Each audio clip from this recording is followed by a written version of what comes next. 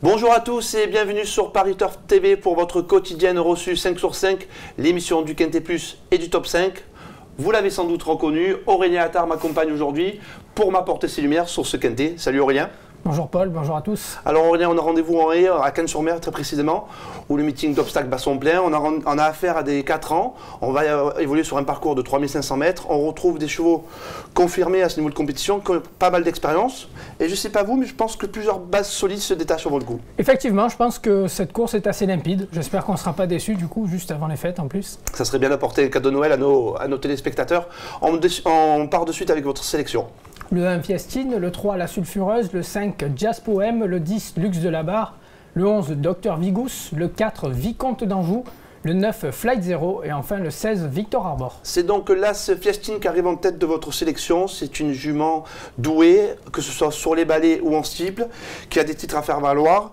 Bon voilà, elle passe un test aujourd'hui parce qu'elle portera 71 kg, mais avant le coup elle a pas mal d'atouts dans son jeu. Effectivement, c'est la jument de classe du lot. Je pense vraiment que les 71 kg ne vont pas être un problème. Elle mérite cette valeur jugée sur ce qu'elle a montré en haie. Il faut savoir aussi qu'en steeple, elle fait partie des meilleures pouliches de sa génération. Logiquement, Fiestine, dans un lot comme celui-ci, elle doit se distinguer, même si voilà, on peut craindre le fait qu'elle effectue ses premiers pas dans les handicaps. Après, on peut dire une chose aussi, c'est qu'Arnaud Chaillet effectue un long déplacement spécialement pour cette course. Il a déjà remporté ce prix de Londres. À mon avis, ça sent bon. Vous avez lu dans mes pensées, Arnaud Chaillet, justement, on l'a en infoterrain, vous allez voir. Il ne dit pas grand-chose, mais l'essentiel y est, c'est notre premier infoterrain. C'est une jument qui se plie bien en gain. Karine, ça devrait pas lui déplaire, logiquement. Après, la pouliche est un peu chargée quand même.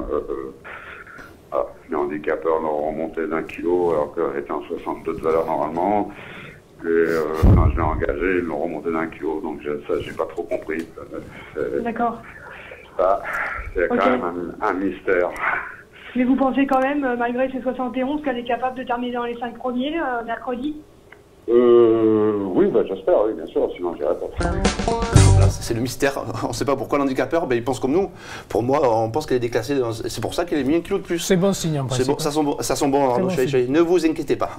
On poursuit avec le numéro 3, La Sulfureuse. C'est une ligne directe avec justement Fiestine. Je vous propose ensemble de regarder une course de référence. Allez, volontiers. On était en steeple à Auteuil, vous allez voir, voilà, La Sulfureuse c'est la casaque orange, elle va évoluer à la corde et Fiestine c'est la petite grise là. Alors on se dit, bon, on saute derrière eux que tout va bien pour Fiestine, sauf que Mathieu Caroux va se relâcher et La Sulfureuse va en profiter pour se classer deuxième. À l'inverse de Fiestine qui avait fait peut-être un gros effort pour venir et qui était venue peut-être un peu trop tôt en tête, La Sulfureuse a attendu. Elle a très bien fini et c'est peut-être ça qui lui a donné un petit avantage à la fin. Après, on voit qu'il n'y avait pas grand-chose tout de même. Et vous avez vu Mathieu Caroux se relance parce qu'il se dit, bon, allez, à droite, il n'y a personne. Sauf que Mathieu, il fallait rouler à gauche. Et là, La Sulfureuse. Elle a jailli à la corde. Elle a décroché l'argent. Bon, voilà. Bon, là, maintenant, il y a 2 kilos d'avantage cette fois-ci. 2 kilos d'avantage. On est sur les balais. L'avantage de La Sulfureuse, en plus, c'est qu'elle a déjà fait ses preuves dans les gros handicaps. Après, j'ai juste une petite réserve là concernant, c'est le fait qu'elle a beaucoup couru quand même cette année. Est-ce qu'elle va pas manquer un petit peu de fraîcheur en fin d'année? Après, on peut toujours se poser des questions sur tous les chevaux, évidemment. Il ne faut pas non plus psychoter. Je pense que La Sulfureuse a tous les atouts nécessaires pour réussir dans cette épreuve. Elle se plaît sur les profils coulants. Elle a déjà brillé à Enghien et Fontainebleau, qui ressemblent un peu à Cagnes. Donc vraiment, je pense que c'est un bon point d'appui. Oui, je pense que c'est une bonne base de l'épreuve. On poursuit avec le numéro 5, Jazz Poème. Alors Jazz Poème, lui aussi, est expérimenté dans cette catégorie. Il a fait ses preuves à Auteuil. Maintenant, ces derniers temps, c'était un petit peu décevant. Les 2 dernières sont moins bonnes, en effet, mais je pense qu'il ne faut pas le juger là-dessus, parce qu'il a montré tout au long du premier semestre, notamment, sa compétitivité dans ce type d'épreuve. Il a déjà brillé plusieurs fois à Cagnes-sur-Mer. Il a fait un très bon meeting l'hiver dernier. Il retrouve une circonstance de poids un peu plus avantageuse, pardon, c'est un petit bug.